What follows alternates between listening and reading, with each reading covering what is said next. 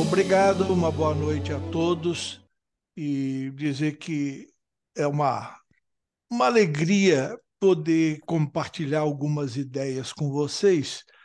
E essa ideia da empatia, eu não sei como foi a infância de vocês, mas isso, se a gente aprendesse na infância, ficaria mais fácil, depois que a gente crescesse e aprendesse uma série de coisas. Então, eu vou comentar um pouco e é, gostaria que você fizesse algumas experiências para depois passar para os seus netos, seus filhos, as pessoas que estão chegando, porque eu imagino que poucos de nós tiveram a oportunidade de aprender, ou na escola, ou com a própria família mesmo, sobre empatia. Eu quero que depois, no bate-papo, você comente um pouquinho. E eu vou lembrar, umas coisas que eu fazia quando eu dava aula para alunos que iam fazer vestibular. Quando eu fui professor de cursinho durante muito tempo, então algumas coisas importantes, da empatia eu procurava passar, para os meus alunos. Deixa eu ver, porque não está caminhando. É, andou. Agora foi. Então, ok. Agora eu quero que você olhe para esse slide e se faça essas perguntas. Você sente empatia? Você acha possível aprender a senti-la? É, pense a respeito um pouquinho para que depois a gente possa, trabalhar um pouco mais. Eu quero lembrar, é, como é que é a minha maneira de ser. Quer dizer, eu estudo, procuro, mas procuro o quê? Eu já disse isso para vocês: encontrar formas mais simples para melhor administrar nossas vidas. Então, quando eu acho alguma coisa, eu fico doido para passar para frente. Então, quando eu gosto de alguma coisa, que melhora a minha vida, eu tenho muita vontade de repassar para os amigos, para as pessoas que estão à minha volta. É lógico que nem sempre a gente consegue. É, esse da Virginia Satir eu já projetei para vocês, mas é muito importante a gente pensar a respeito. A vida é do jeito que deveria ser. A vida não é do jeito que deveria ser, é do jeito que é. A diferença está na maneira de enfrentá-la. Vamos repensar. A vida não é do jeito que deveria ser, é do jeito que é. A diferença está na sua maneira de enfrentá-la. Então, é uma coisa que eu gosto e acho importante. O Goethe também fala uma coisa para acelerar a gente um pouco. Trate um ser humano como ele é, e ele continuará sendo como é. Trate-o como ele pode e deve ser, e ele se tornará o que pode e deve ser. É importante a gente pensar, nessa ideia. Se você tratar um ser humano como ele é, ele é assim mesmo, é assim, e não procurar agir de outra forma, ele vai continuar lá. Então, trate-o como ele pode e deve ser, e ele se tornará o que pode e deve ser. Eu gosto dessa ideia. É uma coisa que é importante a gente refletir, e o que o Afonso fez, no exercício, tem muito a ver com isso. O ser humano sempre afetará a eternidade. Então, com seus pensamentos, suas ações, as imagens que a gente forma, A física quântica diz que a gente afeta o todo. Então, é importante, se você tem dificuldade de entender isso, procure alguma coisa sobre física quântica para melhorar essa ideia, de que cada um de nós afeta a eternidade. E aí eu volto ao nosso assunto. Como vamos fortalecer a nossa empatia? Será que é possível fortalecer a nossa empatia? Vamos primeiro entender um pouquinho sobre empatia.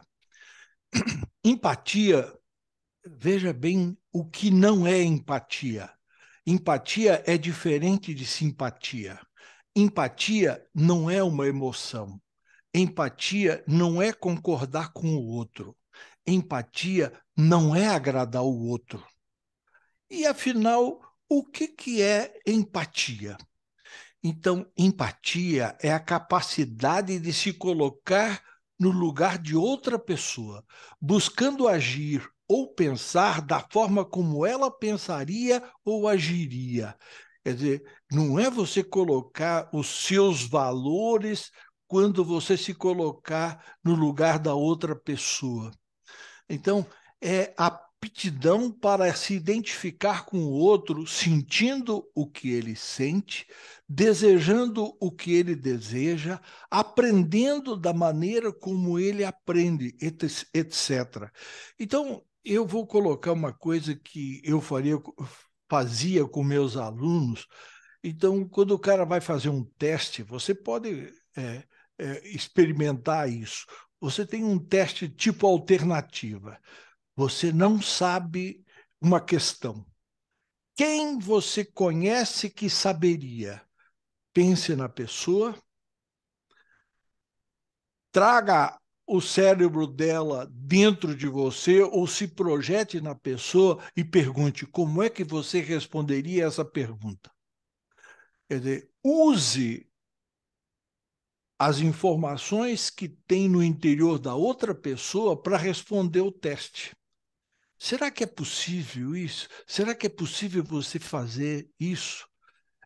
Eu queria que você fizesse algumas experiências e, se você gostar, depois ensine, tá? Então, uma forma de começar isso e depois ver se deu certo ou se deu errado é quando você está num teste ou vai fazer uma coisa que você não sabe fazer. E aí você lembra de alguém que saberia fazer.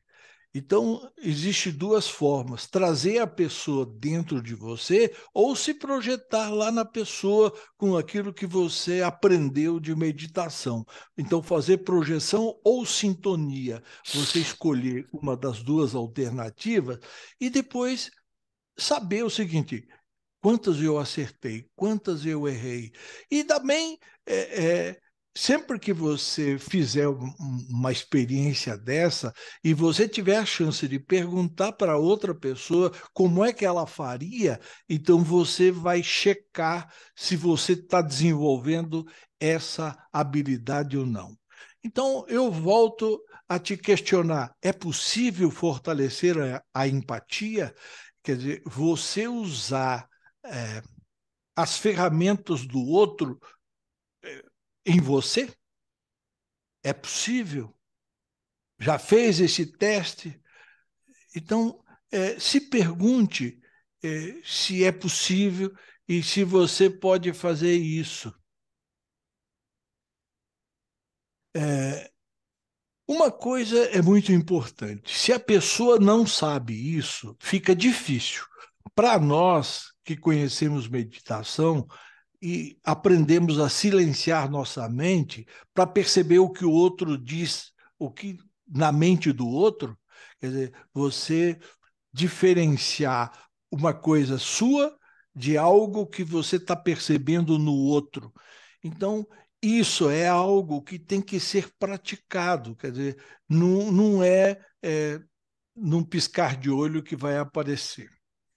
É, é lógico que é, a, a, a nossa percepção tem a ver com o tipo de relacionamentos que a gente tem. Então, eu quero recordar aqui que a gente tem relacionamentos dependentes. Então, quando você é dependente de alguém, esse alguém tem uma força maior em você. Talvez seja mais fácil você perceber se você for dependente de alguém. Se as pessoas são independentes, então aí tem que haver um treinamento e uma capacidade de discernir mais. E interdependentes, né? Fica mais conectado. E você, por exemplo, tem um professor, tem alguém que é seu aluno, tem alguém que você admira, tal. Nos relacionamentos interdependentes, a gente normalmente desenvolve essa facilidade um pouquinho mais. Relacionamentos e os interesses. Pensa a respeito. Quando eu tenho um relacionamento, eu posso ter um interesse interno ou intelectual. Eu não sei o que você chamaria. Eu me relaciono com fulano intelectualmente, tal, tal. Bom, você também pode ter um relacionamento externo, ou até chamar de um relacionamento espiritual.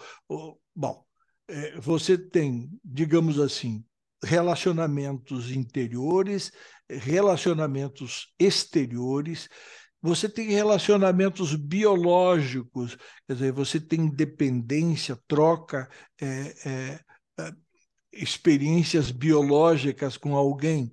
É, você pode ter relacionamentos, digamos assim, de meio ambiente, tal, no meio que eu convivo, tal. Então, para você estudar um pouco mais de empatia, é lógico que você tem que ver aonde você tem mais facilidade e estabelece sintonias mais profundas. Eu quero só te lembrar o seguinte: um ser humano só não pode fazer nada. A gente sabe disso. Então, a gente tem uma certa dependência ao nascer e ao envelhecer também. No meio da vida, a gente cria uma interdependência, mas tem dois períodos que são muito complicados na vida do ser humano. É assim que ele nasce e quando ele fica bastante velho. Então, a gente retorna a essa parte de dependência dos outros. O que eu quero te lembrar que tudo na vida da gente é, tem seu início com atitude mental. Então, quando você aprende a tomar decisões internamente primeiro, fica mais fácil. William James diz assim: a maior descoberta de minha geração é de que os seres humanos podem mudar suas vidas se mudarem suas atitudes mentais. Então, a gente tem que cuidar muito de como a gente age nessa parte mental antes de fazer as coisas. Quer dizer, o que acontece? Eu achei essa e falei, vou levar para o grupo. O amor está nas atitudes e não nas palavras. Então, quando você ama alguém, você ama pelas atitudes que produz. Então, a gente sabe o seguinte, que tudo tem início numa atitude mental. Mas o que vem depois da atitude mental? A decisão. E depois da decisão, a ação. Então, eu tenho uma atitude, eu idealizo uma situação, eu tomo uma decisão de que eu vou agir, e aí depois eu vou agir. Então, lembre-se dessas coisas que você já ouviu. É nos momentos de decisão que seu destino é traçado. Eu vou fazer isso, eu vou atrás disso, isso, né? Então, quando você toma uma decisão, é que você vai traçando o seu destino. E é nas ações que tudo tem início na prática. Então, não adianta eu ter uma atitude, tomar uma decisão, mas não entrar em ação. Eu preciso da ação. Então, isso é importante. E lembrando do que a gente falou no papo passado, a qualidade de vida de uma pessoa está na proporção direta com seu compromisso com a excelência, independente do campo da atividade que escolheu. Então, importante mesmo na nossa vida é colocar a excelência nas ações, ou seja, comprometa-se com a excelência em suas ações. Se você fizer isso, muita coisa vai ser diferente para você. Então, lembrando que excelência é fazer seu melhor cada vez melhor, os 10% a mais. E aqui eu coloquei algumas orientações que a gente pode colocar em prática para melhorar tudo isso. O Akio Morita diz assim: se atravessarmos nossas vidas convencidos de que a nossa é a melhor forma de agir no mundo, vamos acabar deixando passar todas as novas ideias que aparecem diariamente. Então, tem que lembrar o seguinte, quer dizer, quando aparece uma coisa nova, eu tenho que me interessar, testar, tá? Para ver o que realmente eu posso melhorar. O Benjamin diz uma coisa que eu gosto, diz assim: não acrescente dias à sua vida, mas vida aos seus dias. Isso é um negócio legal. Não acrescente dias à sua vida, mas vida aos seus dias. Então, quando a gente levanta, lembrar disso. O Gibes diz assim: sonhos são gratuitos. Transformá-lo em realidade tem um preço. Eu tenho que pagar o preço quando alguma coisa me interessa. Se me interessou, se eu posso ajudar alguém, então lembrar disso. Sonhos são gratuitos. Transformá-lo em realidades tem um preço. Grambel fala assim: nunca ande por caminhos traçados, pois eles conduzem somente até onde outros foram. Então, de repente, a gente tem que arriscar, tem que experimentar uma coisa nova. Eu nunca experimentei isso. Experimente, né? Experimente um caminho novo. É legal você fazer experiências. O Wiesel diz assim: o oposto da vida não é a morte, é a indiferença. O oposto da vida não é a morte, é a indiferença. Buda já é mais detalhista, ele diz assim: somos o que pensamos. Tudo que somos surge com nossos pensamentos. Com nossos pensamentos fazemos o nosso mundo. Então, como é que eu estou fazendo o meu mundo? Né? Como é que está indo o meu mundo? Gandhi diz assim: o que mais me impressiona nos fracos é que eles precisam humilhar os outros para se sentirem fortes. Eu acho que não é o nosso caso, mas é bom observar a sua volta. O que mais me impressiona nos fracos é que eles precisam humilhar os outros para se sentirem fortes. E aí eu coloquei um lembrete para você aqui, que já repeti: quem pensa pouco erra muito. Lembra, 90% não pensa, 5% pensa que pensa, 5% realmente pensa e vai é, mudar as coisas. Eu já falei sobre essa ideia de aprender. Eu preciso aprender, eu quero aprender. Agora, quando a gente quer aprender, a gente tem que lembrar disso. A responsabilidade de aprender é de quem quer aprender e não de quem está disposto a ensinar. Então, se você realmente quer aprender alguma coisa, assuma essa responsabilidade, que com certeza você vai chegar lá. Gandhi diz assim: um covarde é incapaz de demonstrar amor. Isso é privilégio dos corajosos. E eu falei isso aqui porque eu vou falar um pouquinho em amor, então pense nisso. Um covarde é incapaz de demonstrar amor. Isso é privilégio dos corajosos. Então, quando a gente fala em amar, a gente acha as mais curiosas definições. é, na verdade, amar é algo muito simples: é apacentar, cuidar, orientar, é uma ação. Se você não fizer uma ação, você não vai conseguir amar. Pense nessas imagens. Então, tudo isso é uma ação. Então, amar está sempre ligado a uma ação. E a gente falou de um assunto hoje que, com certeza, você vai pensar nele.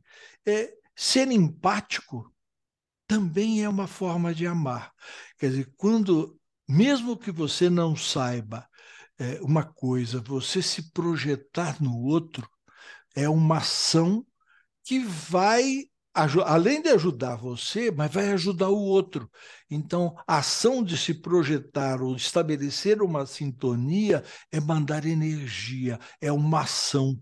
Então, ser empático também é uma forma de amar. Então, praticar a empatia, procurar entender o que o outro, como o outro faria e se isso também pode ajudar você, tal, é legal. Pense a respeito e espero que você compreenda bem isso.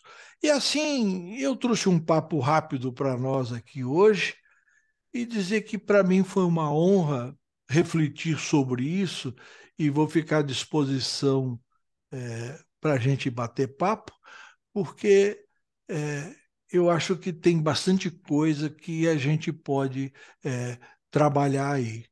Obrigado a todos.